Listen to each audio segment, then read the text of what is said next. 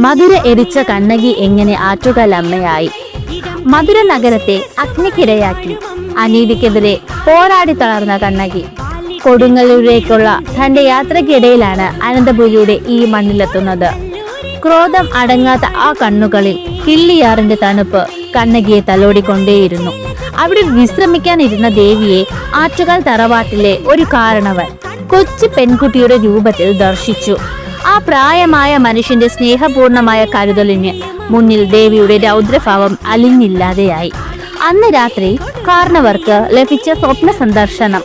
ഞാൻ സാക്ഷാൽ ആദിപരാശക്തിയാണ്.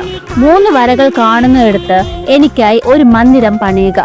അങ്ങനെയാണ് ആറ്റുകാൽ ഭഗവതി ഭക്തർക്ക് അഭയമേകുന്ന അമ്മയായി ഇവിടെ കുടികൊണ്ടത്. മധുര എരിച്ച ആറ്റുകാൽ അമ്മയുടെ കോപാഗ്നി തണുപ്പിക്കാനാണ് ഇന്നും ലക്ഷക്കണക്കിന് മംഗമാർ പ്രാർത്ഥനയോടെ പൊങ്കാല അർപ്പിക്കുന്നത്. ശ്രീശക്തിയുടെ ലോകത്തിലെ ഏറ്റവും വലിയ മഹാസംഗമം. വിശ്വാസവും ഐതിഹ്യവും കൈകോർക്കുന്ന അനന്തപുരിയുടെ പുണ്യഭൂമിയാണ് ആറ്റുകാൽ. അനീതിക്കെതിരെ കനലായി ജ്വലിച്ചവൾ മധുര നഗരത്തെ അഗ്നിക്കിരയാക്കി തന്റെ ക്രോധമടങ്ങാത്ത ദക്ഷിണ ദിശയിലേക്ക് നടന്നു വന്ന വീരനായികയാണ് കണ്ണകി. കൂടുതൽ ഇൻഫോർമേഷനായി ഇപ്പോൾ തന്നെ ഈ ചാനൽ സബ്സ്ക്രൈബ് ചെയ്യുക.